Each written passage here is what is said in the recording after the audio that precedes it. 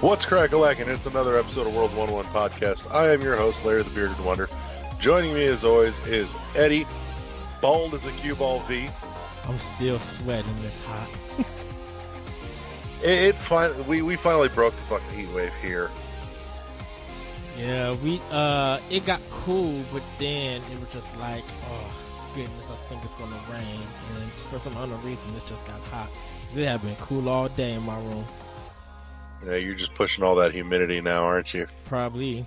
That shit sucks. That's the fucking worst. And it's weird because close to where Libertyville is at, it was all sunny, but close to the Navy base and the lake, it looked like it was like gray clouds was coming, like it was gonna rain. So it was just like, what's happening first? Because my house is closer to the lake than Libertyville, and I need to know if it's gonna rain so I can open up my window, or is it gonna be blazing hot so I can keep the fans on.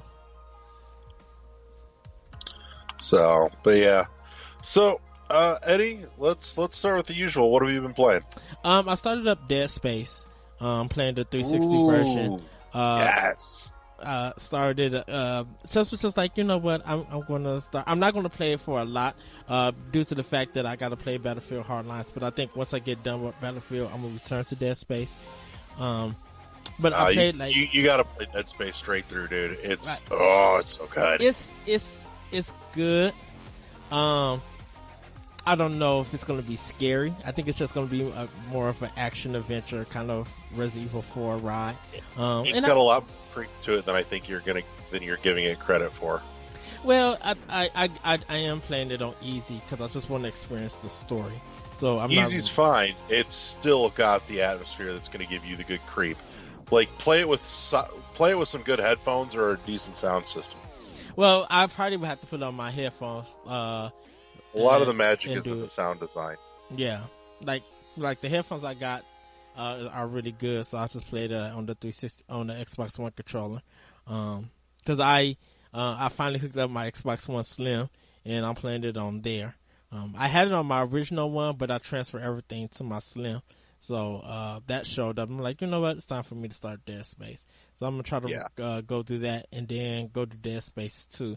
I think I have 3 on PS3. I think it was just cheap and they was trying to get rid of it. And I'm just like, you know what? I'll buy it for like $2.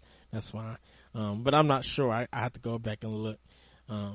But yeah, started up that Battlefield Hardlines. Playing that little by little. I think I'm gonna try to power through it, like after this recording.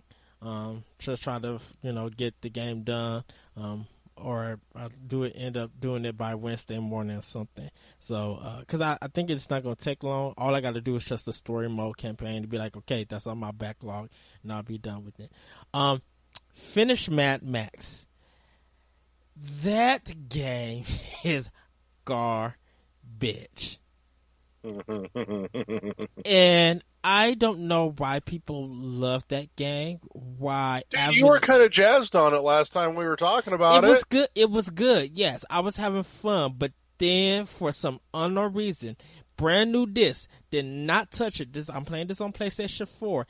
The frame rate dropped probably to almost 15 frames per second.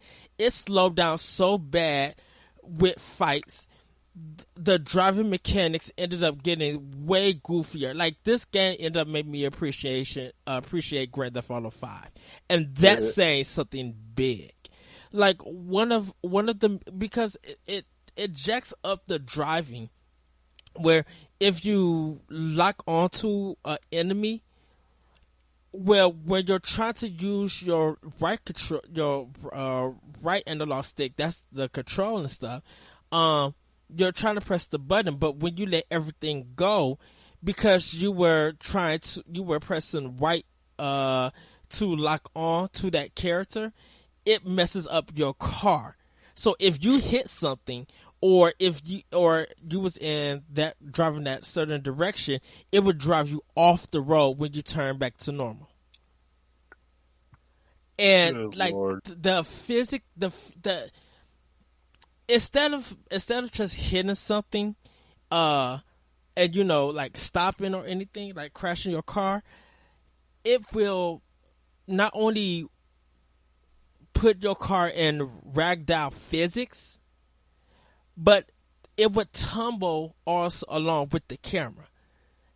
And so, let's just say you try to get back to the normal thing, and you end up hitting just a small pebble. It will flip your car in the air, and if you're near to a cliff, it will flip on so much that it will fall into the cliff, and there's no way to stop it. After you just like shot a missile at one enemy, so it takes off. It ends up damaging your car a lot when you went out of it without no control of yours. Anytime you hit something, whether it's a small rock or anything, you will lose a lot of damage to your car. Even if you upgrade it, half of your car could be damaged just by 2 hits. Jeez. The physics and the collusion in this game is ridiculous. I end up beating the game. I will say I got to a point where it's just like, I cannot deal with this. I need to finish this game. And just when I thought the game was done, it decides it wants to do, let's drag this out for 8 more missions. And I was just like, are you serious? So some people love it. This game, yeah, just wait till August. That's all I'm going to say. But this game is bad. And no wonder it keeps going on sale for $5, and GameStop can't get rid of this game being used. So clearly carrying on the great and storied tradition of video game movie tie-ins. Well, and that's the bad thing about it, because this game, it carries the Mad Max name, but it's not a movie tie-in to anything. Like, it's a tie-in to the franchise. I really wouldn't say a tie-in to the franchise, because I think some of the stuff that's done in the movies you don't see in the game. Or I'm not saying it's tied into the universe of the movies. Well, you can't tell me it's not. It's fucking Mad Max. But the thing about it is, if you took the name off Mad Max and gave it called Roadkill, just because it has that name wouldn't make it a tie-in.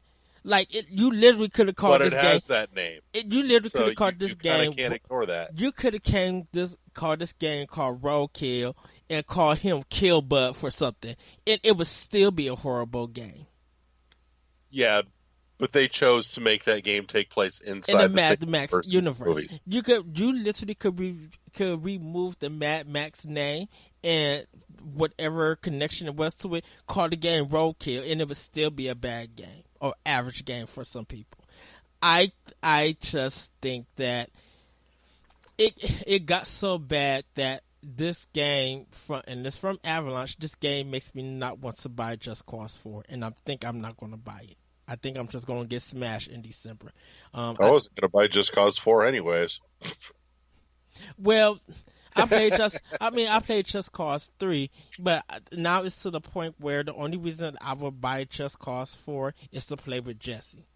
If it has co-op. If it doesn't have co-op, I'm not buying it. Like, I wasn't even planning on buying Rage 2, but this kind of satisfied me that Avalanche can, to me personally, I'm done with Avalanche games. See, I'd ask you why you were going to buy it, but you'd probably just look at me and be like, just cause. No. I'm not really into the Just Cause series. But what I've seen at Really? E3, you let that go? That's fucking prime material. No, that's so overdone. Boo. I'm sure it is, but you know what? It doesn't work. It works just fine. Shut up. No. So what you're telling me, though, is you're not a fan of Bad Max Speed Bump Edition. Oh, no.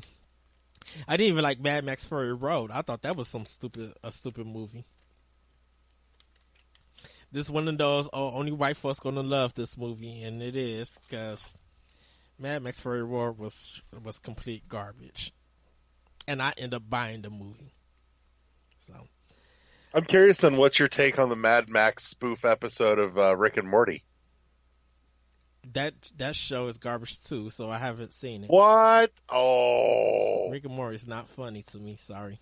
I don't know if we can be friends now. That hurts. We can't be friends, but then you be like, Eddie, you ready to record next week? The Yeah, and you still sending me that pizza, that pepperoni. pizza jerky. I was just like, how? For only reason why I asked how, I was just like, how is this my fault? This has nothing to do with me. You Indiana's. I don't know how it's your fault, but I'm sure it is. I'll work it out somehow. This had to be something at Walmart. Oh, it was. It was. I was going through the checkout lane at Walmart for anybody listening here because there's no fucking context. And I find this bag of like pepperoni jerky in a package that's shaped and designed to look like a slice of pepperoni pizza. Right. And I sent it to Eddie. I'm like, when you sent it to I'm me, not sure how, but I have a feeling that somehow this is your fault. this has nothing to do with me because I don't really shop at Walmart that much. It's one of those things that I was going to, and I waited to ask you this. I was just like, isn't this one of the things you just roll by, like with your cart? You look, you don't pay no attention. You be like, wait a minute. You stop in your tracks and go back to look of what you just saw. Because there are some food that does that. Like, that's pretty much exactly what I fucking did. Just like, why is this a... So my second question was, did you buy it? No. Punk. It's fucking dried pepperoni, dude. If I wanted a bag of pepperoni, I'd have just gone back to the Pizza Fixins and bought a bag of pepperoni. I would have bought it just to see how it tastes. It probably tastes awful. Probably so, but still. It looks terrible. Like nothing about it looked or sounded appealing. I was walking when you sent me that, and I'm like, how? Just out of curiosity, how is this allowed to be made and sold? I understand it's Walmart. If it shows up at my job, I'm gonna be like, I need to buy this, and I'm gonna need to eat this in front of people. That's how it's your fault, because if it shows up within your like eyesight, you will buy it and you will end up perpetuating it. Let me tell you, that is the least of my worries. I have to tell you this insane story that happened at my job. I will reveal where I work at. Don't you reveal where I work at. I'm behind the counter, and the man comes into the store and he asks, hey, I need some medicine for my stomach. And he pulls in close and be like, hey, just an hour ago, I had diarrhea. My stomach was hurting and everything like that. And I need something to help with. I'm just like, okay, I understand. But diarrhea an hour ago and you're here. Okay. As another associate to help him, he goes and finds his medicine. Comes back with the medicine, and I'll bring somebody else up, and then it's his turn to ring up. This man had the nerve to come back in, like pulled into me and said, "Hey, dude, do you have any Viagra back there?" I was just like, "Dude, you've been blasting off in your pants like an hour ago. Now you want to get rock hard? Like this is dude." I was so done at work. I went to lunch and cracked up because I was just like, I can't with you. You blasting off in your pants or in the toilet and now you want to get some Viagra. That I was just so amazed. Just like this is some redneck mess. No disrespect to all you rednecks out there, but this was some redneck mess. I'm thinking back to the original Clerks movie. That's what that's a callback to. But was that the nigger discussion, or was that Clerks 2? No, that was Clerks 2. The first Clerks is the one where the old dude walks in and asks to use the bathroom and dies in the bathroom. Oh. Well, the thing about it is, I thought he would go to the bathroom. He didn't. He found And the stuff. it wasn't the nigger discussion. It was the porch monkey discussion. That was the crux that set the whole thing off. Was porch. No, it's cool, dude. I'm taking it back. Okay. I was wondering, yeah. So yeah, I was just like, wow. But getting back to the video games, just chasing beats. I finally got my boat. And you're not done with that yet?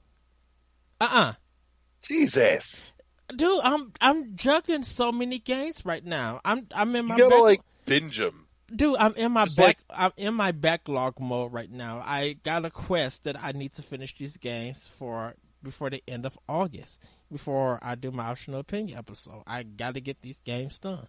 So, I'll get some gaming in here and there. And Jazz Shaping Beats is, like I said, it's evil, but it's a good evil. It's not evil. It is evil. How you dare you? Dude, it's evil because you hypnotized me with these hard beats. Like, these beats are amazing, dude. And I can't focus when I'm jamming to this stuff. Just be like, dang, this is so hype. A bullet. Like, it does that to me. And I am enjoying it. It's evil. It's evil to me because these beats are so good. And I love the challenge. I love the difficulty. I just even when I die and go back and I'm like, one more choice, one more chance. I still love to go back because I'm like, I get to hear this good song again. So it's evil in that sense that they make me zone out and make me want to dance, but I gotta focus on what's going on screen. So I played a little bit more Breath of the Wild. Play DMC Devil May Cry on PlayStation 4. Working a little bit through that. I'm probably going to be jumping in between Detroit Become Human and Heavy Rain soon on that on PlayStation 4. And probably going to jump into Knack 2. I have it. I installed it, but I haven't started it yet. But pretty much that's really what I've been playing. Focusing more on Battlefield Hardlines since I'm done with Mad Max. And then I'll be jumping into Assassin's Creed 3. And then jumping in the last part of Breath of the Wild for the end of the month. So, yeah. That's what I've been playing. Right on.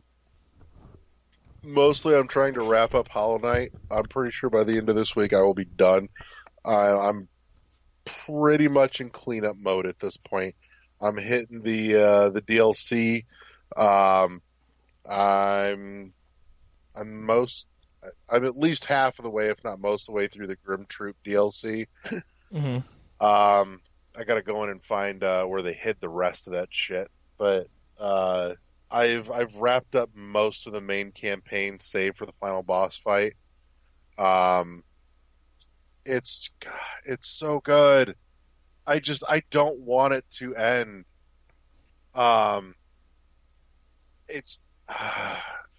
It can't stop. It'll be over too soon, and I've had it for like 40 plus hours. A lot of people have been doing a lot of replay of it. There's a lot of people trying to get it in and finish it before Friday. But yeah, I should be done with it by this week. Finally, I did break from it for a little while to play some Lumines. Which, speaking of games with beats, I love the music in Lumines, but it's not the music that screws with me. It's when the skins change, and for some reason, just like some of the different color sets for the tiles just screw with my eyes terribly. Like when it changes and it's something that just pops off just in the wrong way to me visually. It like hurts my eyes to try and follow it. And so it makes it painfully difficult to try and get through some of the songs in Lumines. And it's not really it's just my brain does not want to process some of those colors together. So, but I still love Lumines. It's it makes me it makes me happy it's on Switch. Like, that game was damn near the reason I almost bought a PSP back when they came out. Like, PSP had almost nothing I was interested in, and then there was Lumines. So I almost bought a PSP back in the day just for Lumines. That being said, it also really makes me want a bright, proper successor to Meteos, which I know we talked about.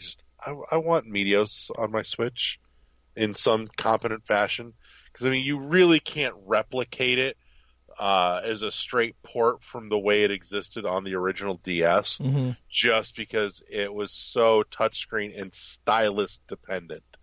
I mean, technically you could play without, but God, it was an awful way to play it. You wouldn't get anywhere with it. But in any case, trying to think, what else did I screw around with? I dinked with Yoku's Island Express a little bit too. No major progress on that. I just kind of dinked around with it for a little bit because I needed a break from Hollow Knight. But that game's so pretty. It really is. It's so bright and cheery and colorful and happy. And just running around blowing the horn all the time is a great way to piss off anybody sitting next to you. But it's still, even as annoying as that is when you just constantly blast the horn, it's such a little happy sound. And I love the fact that when he blows the little horn, there's little bits of confetti that go flying too. I'm like, little touches. That's right up there with like the throwback to when the new iteration of Boy and His Blob came out on the Wii, like some 10 years ago. Like, dude, I bought that game just because it had a fucking hug button. That game is so That was gorgeous, all I so needed good. to hear. Hug button. I would love for that game to come to Switch. I literally will be buy it. Oh, hell yeah. I'm trying to think if I played anything else interesting lately. I'm not gonna lie, I probably really haven't. Just because I've just been playing copious amounts of Hollow Knight. No, I take that back. I did finally my Steam Link came in the mail. I don't remember if I told you about this or not, but I know we didn't talk about it here. So I ordered a Steam Link. I know you was talking about something about the Steam Link last week, but I think that was just for AM2R. Oh, yeah. I screwed with it a little bit more. What was I playing on there? I played just a touch of Hue, which, by the way, if you have Twitch Prime, Hue is a freebie right now, and that game is actually really good. I played a bunch of it on my Xbox One, and I may need to go back and finish it. Starting it over again, I do really appreciate that game. I think it's one of those really solid puzzle platformers that just unfortunately crept under the radar, and probably deserves more love than it got. But it's a colors based puzzle platformer, with like, take Runbow and instead of making it a race, make it a puzzle game. That's probably the closest way I could explain it. But yeah, that's kind of where I'm at on that. Yeah, I can't think of anything else. I'm really just kind of biding my time, screwing around with Hollow Knight, not wanting it to end until Dead Cells comes out in August. That's gonna be huge. Is that the leading game in August? Is that first before Okami? And I have to take a look. Yeah, Okami's coming in August as well. I think Okami hits. I'm almost positive Okami drops first. So Okami's probably going to be the big, super long, meaty game. Dead Cells is going to be that just repetition game. Oh yeah, and I really do need to finish Hollow Knight now because I just remembered. Holy Christ, Octopath is out this week too. Yep, and it's Captain Toad. Captain Toad, I could take or leave. I know my wife, the wife wants it, but I mean, I don't care that much. A lot of people are happy that it's coming to Switch because some people have been saying they will want this game on Switch. Just some people missed out on it. And Granted. People, yeah, and people it deserves some second life, but and people who did play it are like guaranteed to pick it back up again. Yeah, it should do well there. I really do hope that they market it well. Oh, I just think it's gonna get buried with all the hype for Octopath right now. The thing about it is that people who can't get Octopath will get Cat the Toad, and people who can get both of them will pick both. I think both are going to be equal. It's just I think it's a $20 price point difference because I think Captain is 40 and Octave is 60. Toad's 40. Octopath is 60 unless you're getting the special edition, which is like 100. Right. So unless you've got your discount at Best Buy still, in which case then you can get the special edition for $80 and save yourself a $20 bill, which is totally fucking awesome. I'll wait for Amazon to put that mug on sale. Yeah, and you're not going to be able to, there's no Prime discount on the special edition either because they took all that away. Yeah.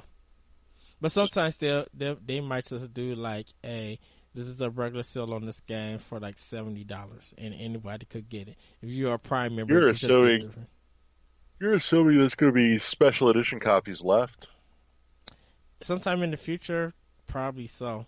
Sometimes some stuff that the special edition is gone, sometimes Amazon might get a restock. So, in the Square Enix, because shoot, I remember that Final Fantasy 15 like special edition. I know it's sold out, but I didn't see no pictures of it, of people getting it, or or what. Like it came and went quietly. Yeah. But yeah, that's been my to play. So here's a good enough place. Let's hit some news and rumors. One of the biggest ones is just today, or if you're listening to this now, it'll have been yesterday for you. But Nintendo's saying they want to start seeing like a bloody fucking avalanche of like 20 to 30 indie titles hitting the eShop every week. It's too much. There's no way that you retain any semblance of quality control when you're putting out that much in quantity. I think because there's so many indie games being announced on Switch, and when they do come out, it's some great success stories. That's a good flow for gamers. That hey, you have a big wide choice of games to play. It'll meet a lot of people with demographic. Now, 20 to 30 might seem excessive. There's no way that Nintendo would have to probably get maybe 45 more indie developers to come to the platform, and they would have to have a team of at least six teams and maybe 10 people on each team making the game in order for that to happen. If they want to continue that for throughout the year, I think it's just like Nintendo would love to see stuff like that, but it just won't. Stuff doesn't work out that way because a lot of indie developers just like we don't want to strain the quality just to get this game out. We rather make sure that we work on it, it's fixed, that we don't have to patch it, that once it comes out, all we really need to do is update it to give it more stability and fix some things. So I think Nintendo's just probably, happy to see that they're getting a lot of support from indie developers, and that support is showing the gamers why one of the reasons why on the Nintendo Switch is, it's good for you. And there's more success stories from indie developers than it is from AAA. Yeah, I don't know. I have grave concerns that it's going to end up like the Steam shop, and it's just going to be an incessant barrage of stuff, and the games that are really worth playing are just going to get buried way too fast. I don't think they won't be buried. I think what's going to happen is that if they're going to do 20 games, it's going to come from different territories. We're thinking when it probably indies here in America. We're not thinking about the indie developers in Japan and Europe and Germany and Australia, India. Like there's a lot of developers around the world that could put their product on Switch, and if there's some indie developers who could do it, and some like publishers who are able to help get that game on Switch, that will make the 20 or 30. But just like here in America, trying to do 20 games from a developer, that's not possible. Per week too? No, that's not possible. That would blow up Nintendo's schedule, and then Nintendo gonna be like, well, you got 20 games and stuff, and just because Fire Emblem is coming on the week that you got 20 indie games, people might end up knocking Fire Emblem off their list of stuff to get, because they're now looking for more to other games that equal the price of Fire Emblem. Yeah. I don't know. I have my own,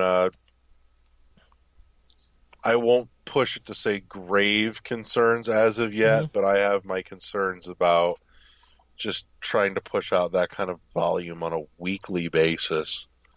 That's it doesn't rub me the right way. I'll put it that way. There's a lot of certification and quality control that those indie developers will have to go through with Nintendo. So definitely that would be impossible. Where it feels like with Steam, you could just make a game full of assets and throw it on, and Steam will allow you to sell it. Steam doesn't really have any kind of quality control. Just because you paid $100 don't mean nothing. Now, you can't tell me that Nintendo has quality control when shit like Room in the Night Sky happens. Right, and the same stuff is said about Sony and Xbox. So, and just because they got something like Night in the Sky, that's one game that people say that's bad that they can laugh at, but then you got other great titles that will overshadow that. Yeah. And at least at Nintendo, or at least I want to say Nintendo, at least a game like that's bad and stuff, it might be on the system, and it got its 15 minutes of fame, but that game got more promotion than any kind of indie title that's getting promotion on Xbox or PlayStation 4. Right.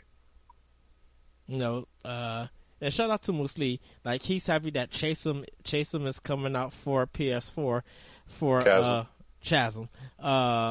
It's coming out like July 31st.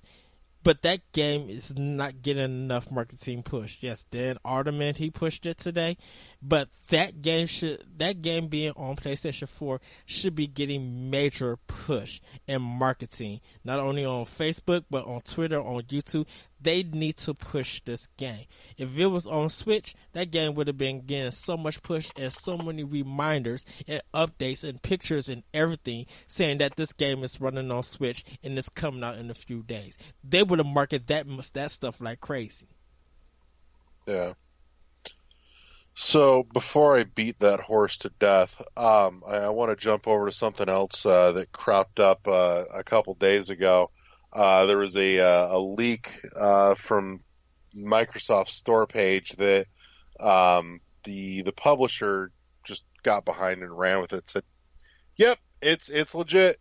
We now have a release date for Darksiders 3, which makes me so happy." Yeah. Darksiders is getting jammed into the holiday lineup on November 27th this year. 26th. 27th. I'm staring at it. They must have changed the date then, because one of them had the 26th. Yeah, either or late November, but Darksiders 3 is finally making its way into existence after, oh God, just far too long in development hell. That series just tragically sat in limbo for years after THQ shut its doors and everything got sold off. But we got the news a while back that it was in the works, which was good enough. But to see that it's coming this November, I honestly was not expecting it for another year solid.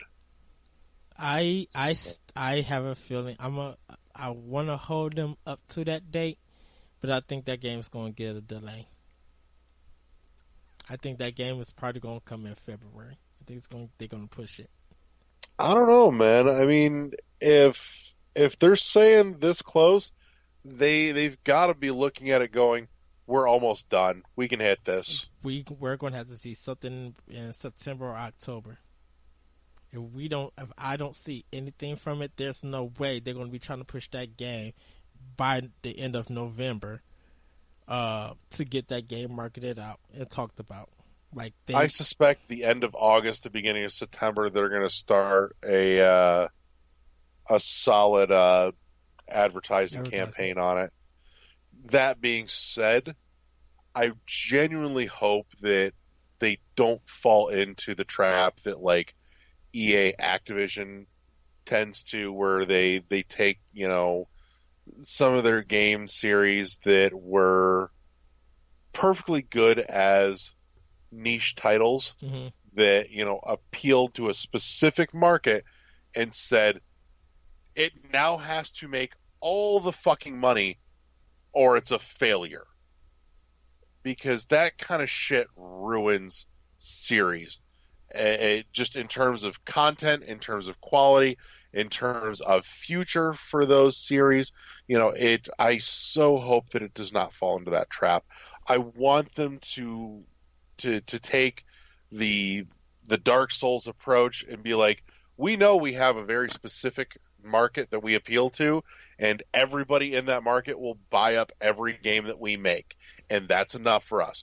We don't have to mass market it to everyone, including everybody that has no interest and never will have an interest in this, and spend so fucking much on advertising that, anything less than all the money is just not enough.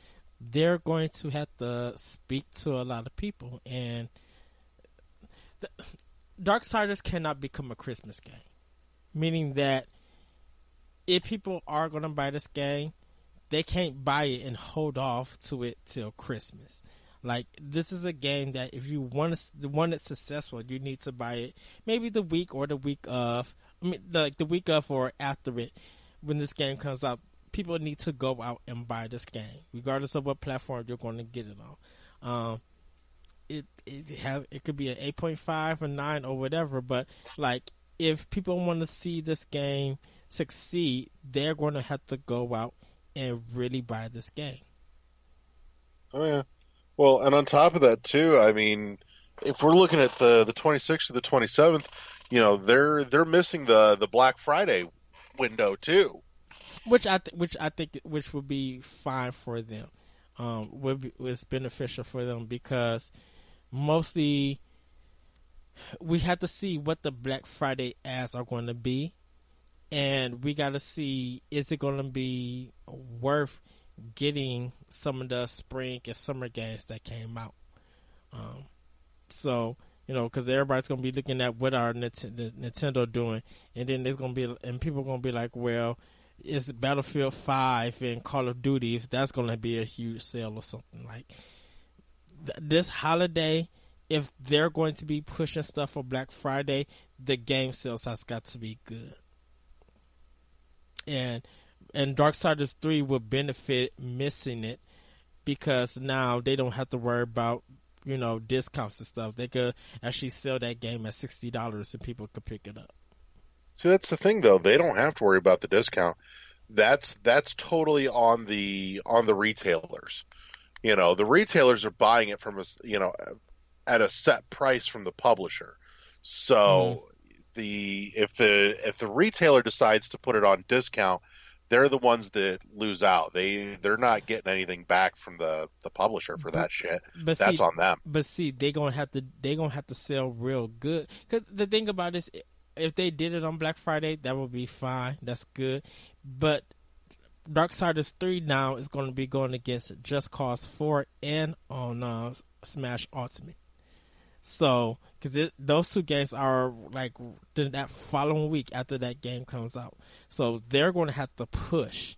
They're going to have to market that game to be like, hey, this game is really good. It has to be a must-have title. And THQ, I believe in THQ Nordic. I believe that they'll be all right.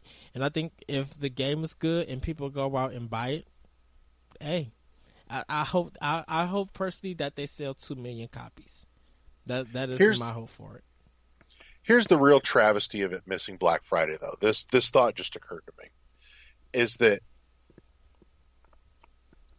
if it's anywhere close to the first 2 Darksiders games, this game would be a perfect extended holiday weekend game to sit and binge. Yeah.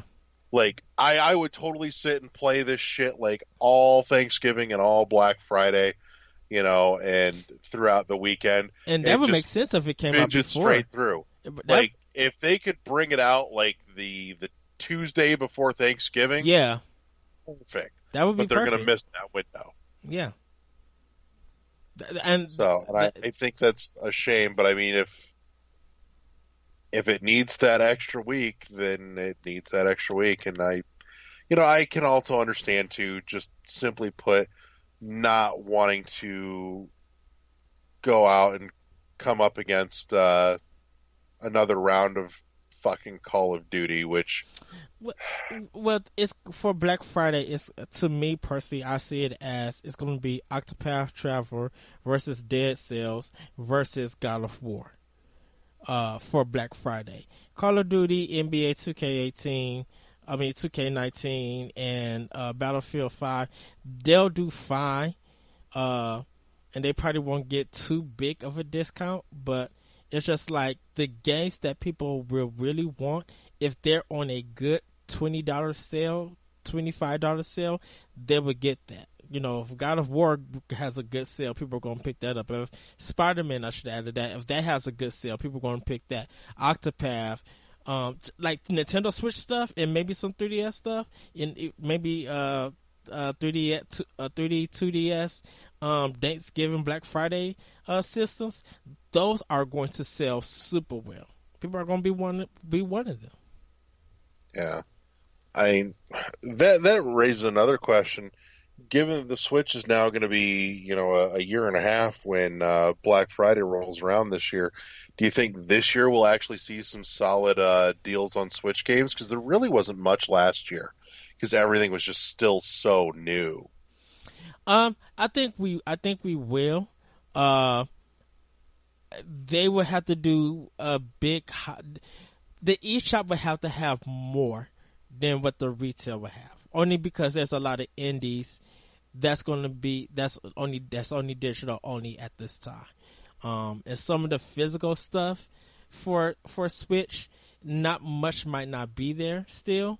But if they could get like Dead Cells, if they could get like Octopath Traveler, Bomberman R still, a lot of past games and stuff, people will pick it up because it's the best time. To me personally, it's the best time to get a Switch and some games on Black Friday, because that following week is Smash, so you want to be prepared.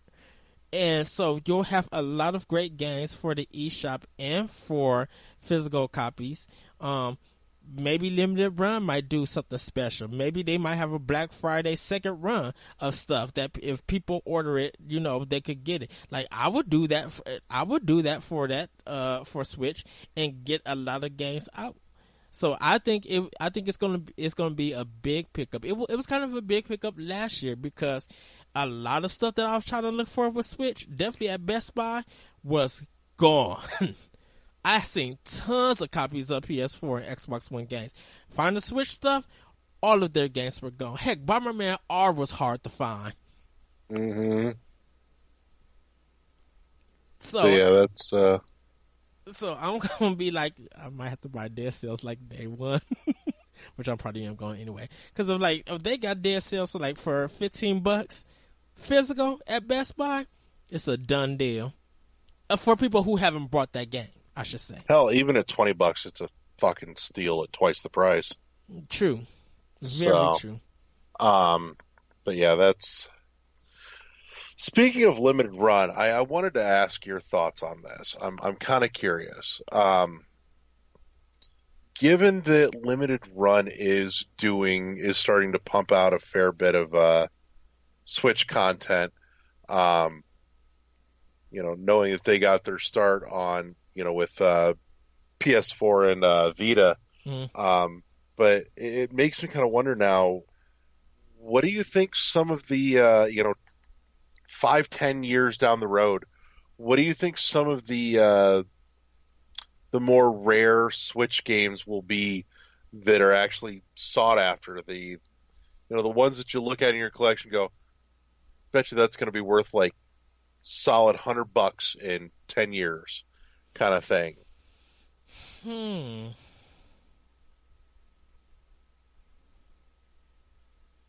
That's a very difficult question.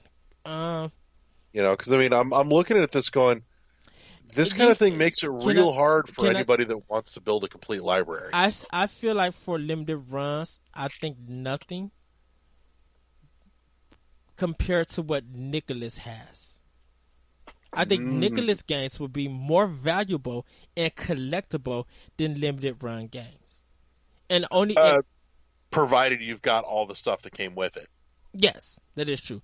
I think Nicholas has been on such a high demand and supply, and people are picking up a lot of their games, or those indie games on cartridge because they're just sold in stores. They don't have to wait for it to be shipped to them.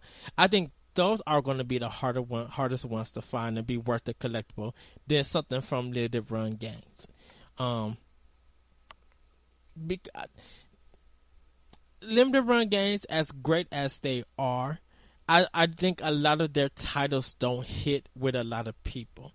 It's cool that they're doing a physical version of it, and limited run is a really big thing for a lot of collectors and people who want physical copies. And they'll do fine.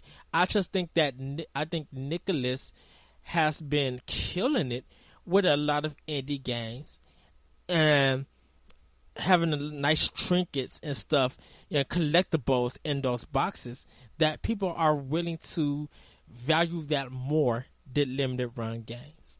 If Nicholas would have did Night Trap, that would have been huge for Nicholas. But if Nicholas could get, let's say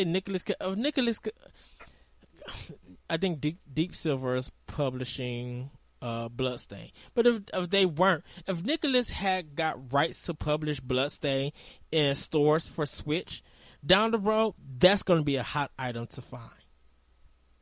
Yeah. And don't get me wrong, though. Like, seriously, if you have not seen it, check out some of the special editions that Limited Run is doing. Yeah.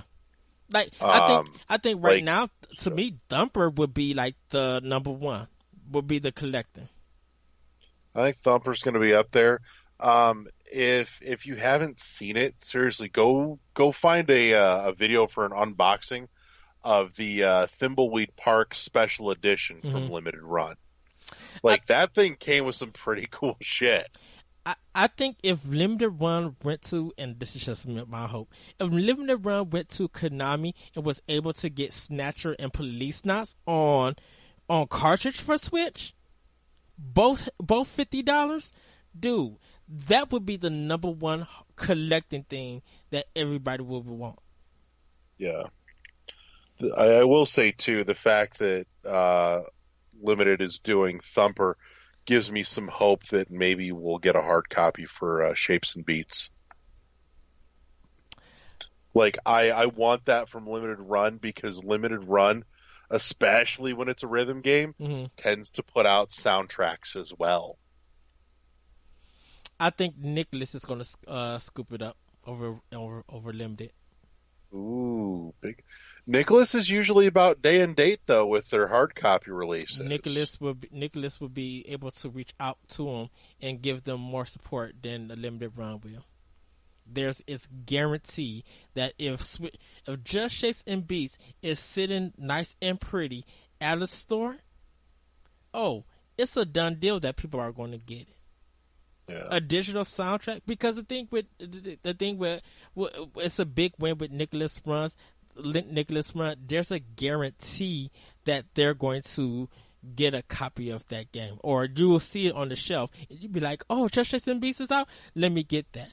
Instead of Limited Run being like, "Okay, we have to put out a certain amount," and depending on how long that pre-order time is going to be, whatever they get, that's it. And then there's no more. So if I don't get paid, or I don't have enough money, or a car breakdown or something, and just that week that Just Shapes and Beats happen to be ordered, if I can't get it, I'm never going to get it again.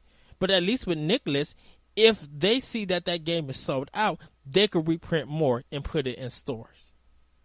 Yeah.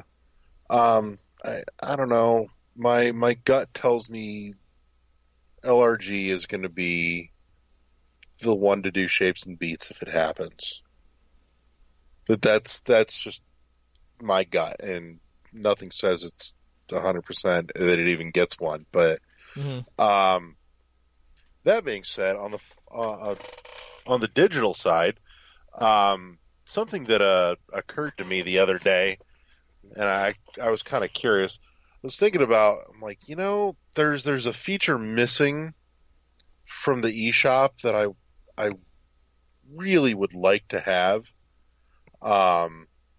They had it on the original Wii, and I don't remember I don't think it came about on the Wii U either. But I miss the ability to gift games. Like, there's some stuff that I'm dying to share with some of my friends, and I just want to be like, dude, it's like $10. I will buy you a copy. Here, bam. I will gift it to you. Boom, done. Go play, have fun, enjoy. And I miss that. Like, I love the fact that that's on Steam. Not that it's something I've done a whole lot with on Steam, but on the Switch, God, that would be awesome. You find this delightful little game of this gem of a game, and you want to share it with somebody, and they're like, oh, I'll maybe get around to it, kind of thing.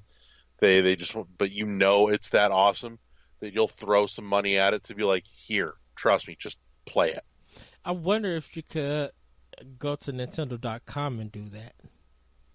I don't think so, but I don't know. I'll have to look. But I really wish that there was a way to just do that in console. Yeah. I miss that feature. I think maybe we'll see something with the online feature later on. Maybe it'll come down the line.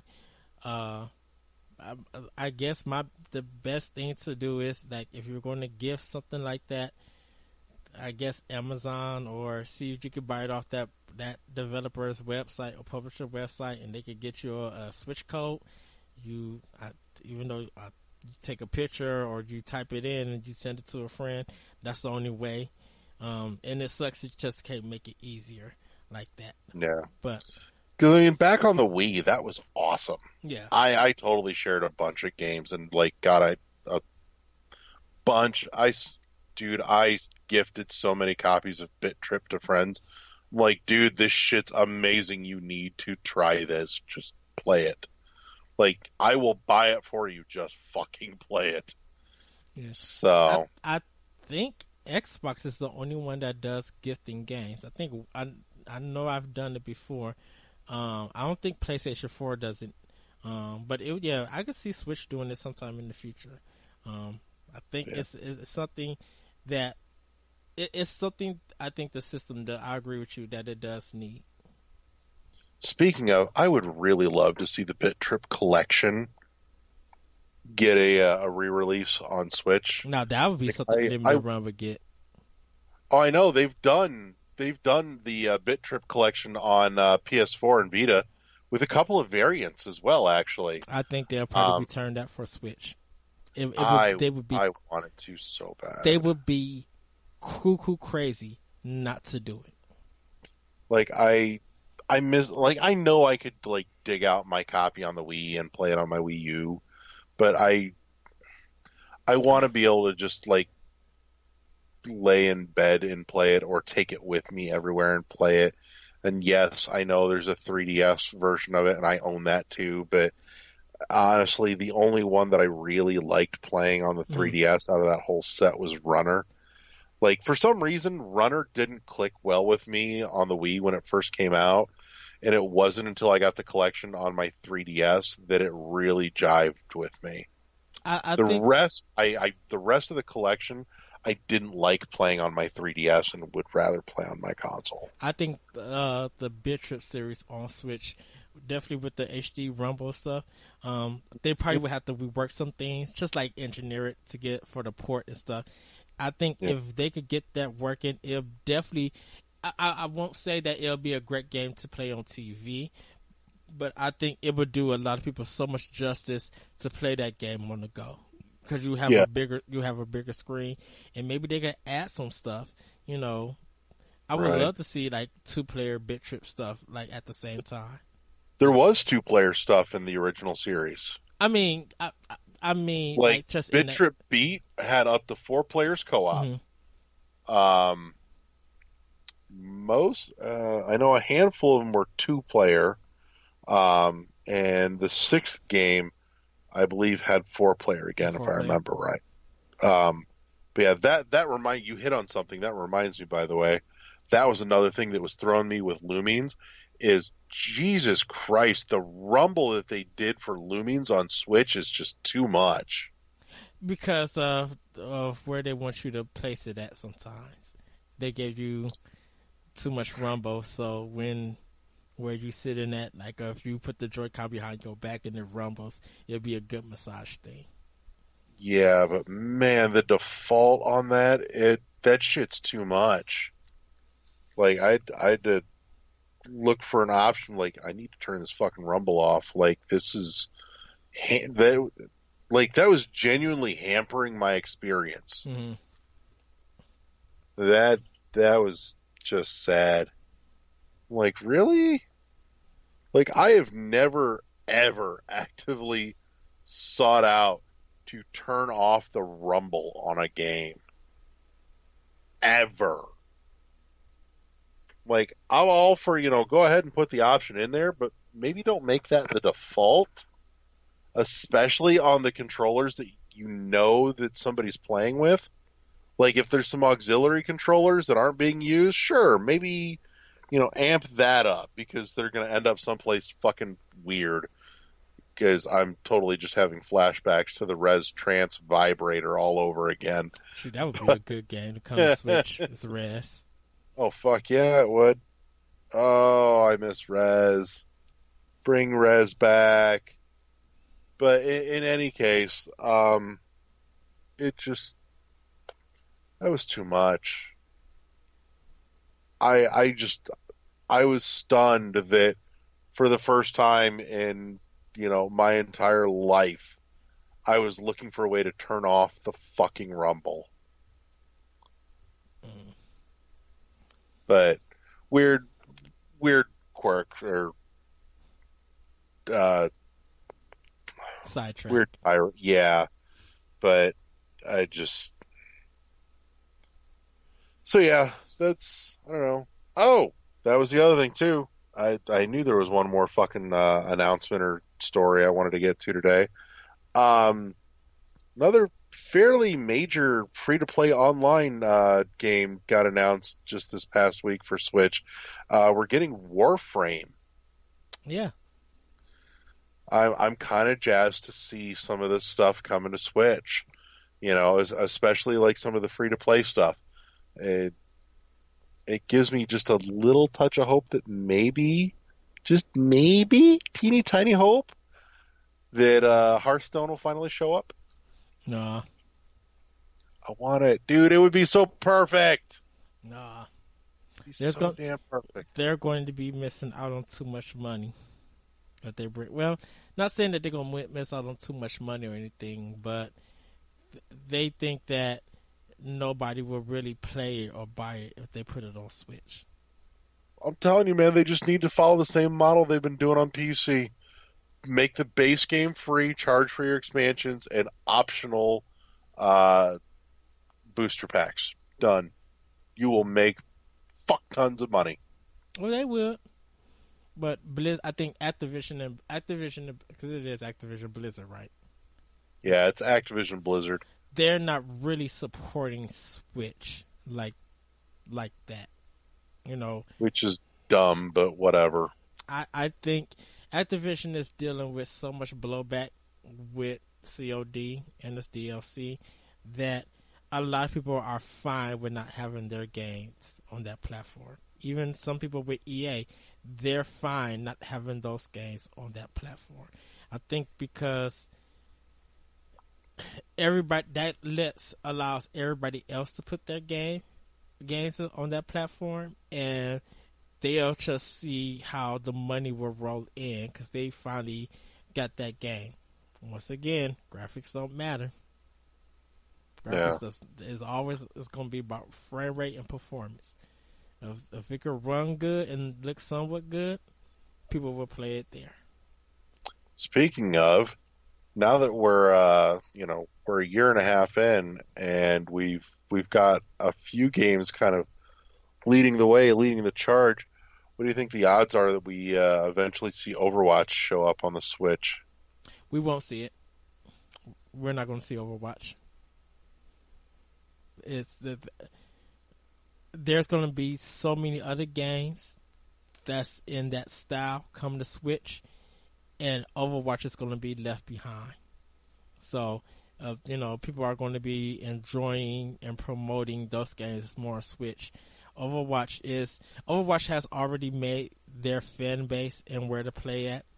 I think Activision Blizzard feels like they don't need Nintendo. They don't need to Switch for that game. So, and to me, that's kind of fine. I think people stop asking about Overwatch, and they're just over it. People who are. I was going to say, do you think Overwatch is in its twilight now? No, I think people are still playing it on. It still have legs. They're still adding new content.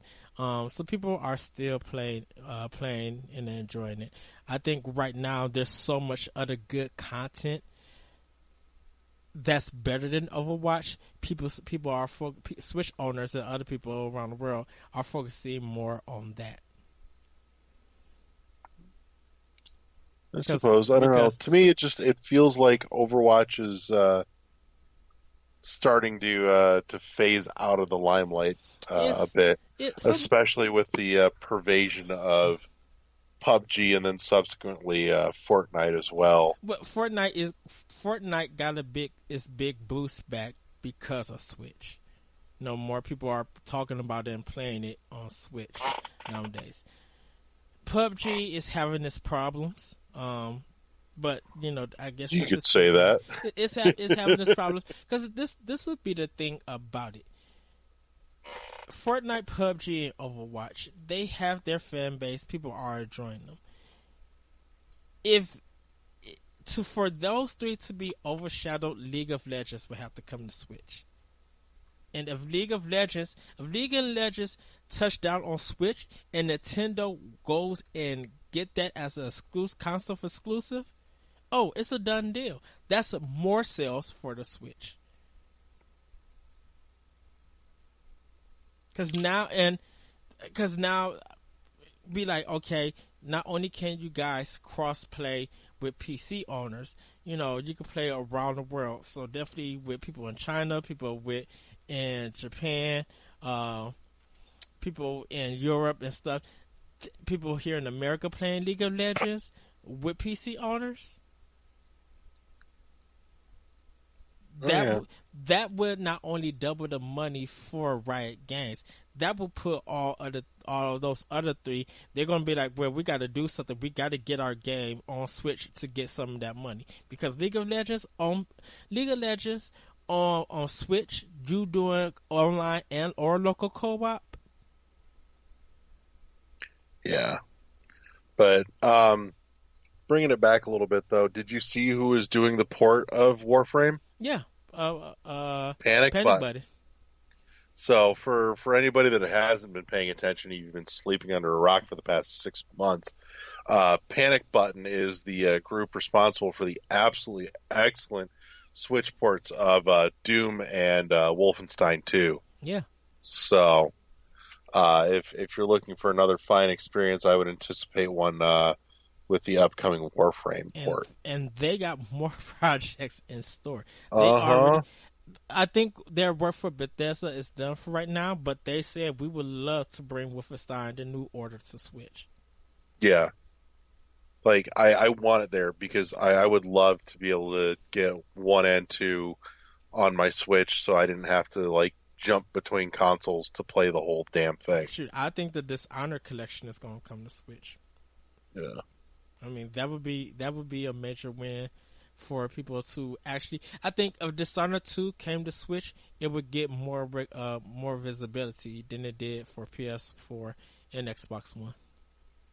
Probably, but well, I don't know. I wouldn't bank on it happening. Heck, come on, Square Enix, hurry up and fix Secret of Mana and put it on Switch. I bet you people will buy it more there than they did PS4. Mm-hmm. Oh yeah. No, I'm. Square's got a bunch of stuff that I would totally rebuy on Switch. I would love for them to look at Octopath and see it successful and go, okay, new stuff, awesome, but this is maybe a cue to re-roll out a couple of older goodies like Chrono Trigger. Bring me Chrono Trigger on Switch, please. Yeah, I think that'll come out when the online service goes. I want a full like retail re-release. No, they won't do it. If Square wants sales, you put Final Fantasy Tactics on Switch. It'd be another one too. Chrono Trigger has been done so much that I think people will be like, okay, if you're gonna do Chrono Trigger, it's time for you to give us a true sequel, not Chrono Cross. Yeah. We want Chrono Trigger 2. You're going to have to give us something new if you're going to give us Chrono Trigger. Final Fantasy. See, and I'd be okay with that. Maybe it's time they once Octopath is done. Mm-hmm. You know, maybe put the Octopath team on a new Chrono game, and we've got this cooking, and then the problem is with that is that the Octopath team is already developing 2 new games for Switch that hasn't been announced yet. Who knows? Maybe that's one of them. Hey, that'd be something. Could be. But to announce, hey, we're working on a right proper Chrono sequel, and in the meantime, here's this gorgeous re-release of Chrono Trigger on Switch. Here you go. Merry Christmas. Fuck off. Goodbye. No, I think I stuttering with my eyes. I think Final Fantasy Tactics box copy, new art, folks would lose their dang mind. No, that'd be another. Like, frankly, no, we've just hit on a great idea. Square needs to get on Switch, like, a series of box copies of like legacy content, like Square classics. Dude, it would totally rock. It would rock. Yeah, it would sell. There's no good reason not to. The thing about it is that do they do all Super Nintendo stuff? Do they do Enix games? Because Squaresoft and Enix were two separate companies at that time. And Squaresoft bought then Enix. What you do is you put it up as like the Square Enix Legacy Collection, and it doesn't have to be from any one platform or generation. Just anything from those two companies in their legacy catalog that's worth a damn, bring it out. Of course, everybody then will and then bring it out at like $30 a pop. I think they would have to wait to the cartridge format updates. They're supposed to be getting another bigger cartridge thing next year. Like, I want individual releases at like $30 a pop. I don't want one giant cartridge. I want individual releases. I think they would still do digital for that. They think it would be easier. If they were going to do physical, this is Square Enix that we're talking about. But you're going to have to look at their clientele. But you have to order those copies from Square Enix. They're not going to put that people would buy it. They would buy it, but they have to order all of that to Square Enix. They're not going to put that in retail stores. Just what I'm saying is that because like me, I bought Lost Odyssey, and the only way I could get it, I was ordering Square Enix to get the physical copy. Dude, when I worked at the video game shop, dude, we were sitting on copies of Lost Odyssey forever. Not Lost Odyssey, Lost Sphere. Lost Odyssey okay. is wrong game. Lost Odyssey. I was gonna say, what the fuck? Lost Sphere. Yeah, I had to order that. Now, if Square Enix wants to do that, yes, $30 or $40 a pop, I can understand. But you have to order it. But you have to order it to Square Enix. I'm okay with that. And as long as Square Enix doesn't put a limit on how many orders that they're taking, then I think it won't be a problem. If people want a Chrono Trigger and Chrono Cross, I would just do a Chrono collection. If they want to do something like that, $50, you only could get it through Square Enix, and we would not put this game. Well, we'll put it digitally for cheaper, but if you want the physical, it's going to be $50. Right. But yeah, speaking of RPGs, tell you what this reminds me. I would love to get another crack out on the Switch because I played it to death on the PS2. Man, can I get a re-release of Dot Hack, like the original Dot Hack games on PS2? Bring that back around for me, man. I loved those. Even around. I loved those. I would totally take another go around with that. And what about Parasite Eve? It was never my cup of tea per se. The Dot Hack games had a neat twist to it for me in terms of story that really kind of grabbed my attention. So I think they was just have to make it into one whole long game instead of just separate games. I don't know. I mean, you think about it, really, the Dot Hack series almost kind of pioneered the episodic content formula. Well, I mean, there is RPG Maker 2 coming to Switch, so good luck on that one. but yeah, shout out as well. We're on the topic of RPGs. Just because it hasn't been getting a whole lot of talk lately, and it deserves to do phenomenally. If you have not yet, go pre-order your copy of The World Ends With You already.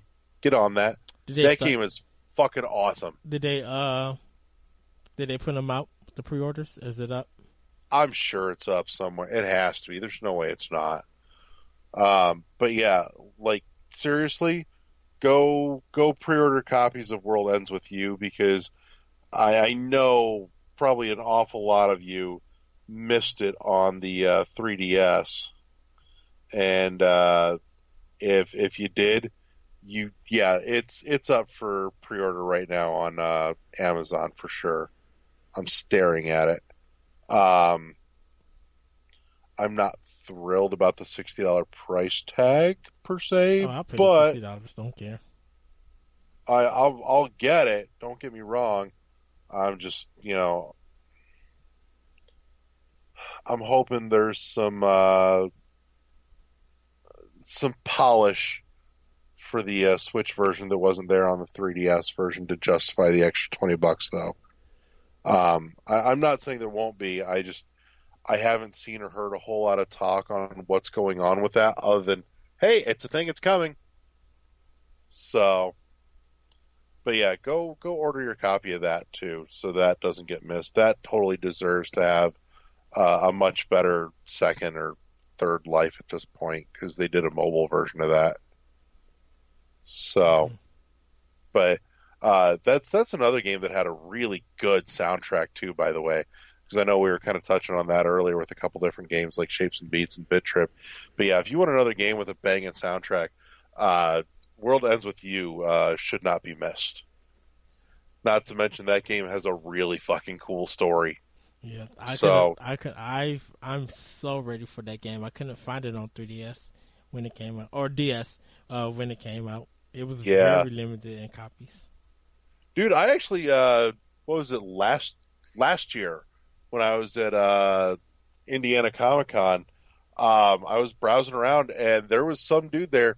I shit you not, dude. I managed to pick up a sealed copy of World Ends With You last summer. Wow. I was rolling around. I was talking to some dude at one of the booths that was selling like pins and stuff, and he saw it in my hand. He's like, "Holy shit! Where did you find that?" I'm like, 5 rows down. He's like, "What did he ask for?" I told him. He's like, "This dude whips out his wallet, hands me cash, says, 'Will you go get me one, please?' Because I'm stuck working this booth." I'm like, "I'll be right back, dude. Here you go." So I came back and this dude had the biggest smile on his face. It was so fantastic. Nice. Like that kind of joy and delight makes me so happy. So, but yeah. So at this point, I'd say that's probably a good place to wrap. Trying to think. Stuff is still cooking. It's cooking slower than I'd like, but it is cooking. Hoping here in the next couple of weeks, we'll have some exciting news to share with you guys about the show.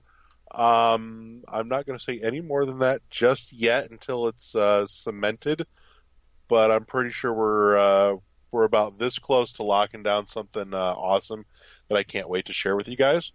Other than that, trying to get some stuff going on Twitch, but right now Twitch is being a giant pain in the ass. That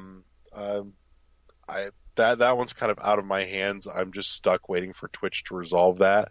But once it does and I get some stuff loaded up to Twitch, we'll have some news on running some archive episodes and being available to chat with you guys as those run. Or at least I will. I don't know about Eddie or anybody else at this point, but I will be there on Twitch once the issue resolves and we get all that content updated. I will make sure to give a week or two heads up here so you know what that schedule is going to look like and when you can tune in to some of the archive episodes and come hang out and chat with me. Who knows? Maybe I'll be able to coerce Eddie or Adrian to drop in as well. Other than that, that mostly covers it. The usual. Check us out. We're always at our home on shoutengine.com and Google Play Music and iTunes, and we appreciate if you leave reviews and ratings and all that stuff. Yeah, that's the nuts and bolts of it for right meow. So, Eddie, final thoughts? Yeah, it's going to be a great holiday. And Nintendo still got some stuff playing for this year. Actually, everybody, let us know what you guys been up to for the summer. Like, what games that you guys been playing. We want to know, like, what's going on. I kind of want to hear what everybody's summer plans have been for games and how their fall plans are looking.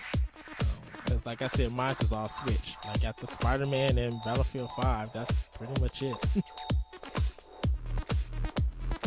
Right on. So I can get behind that. You know, drop your summer game selections out on our Twitter at World1_1 podcast. Yeah. So other than that, that's a wrap. We'll see you next week, boys and girls. Talk to you guys later on World 1 podcast. Bye. Peace.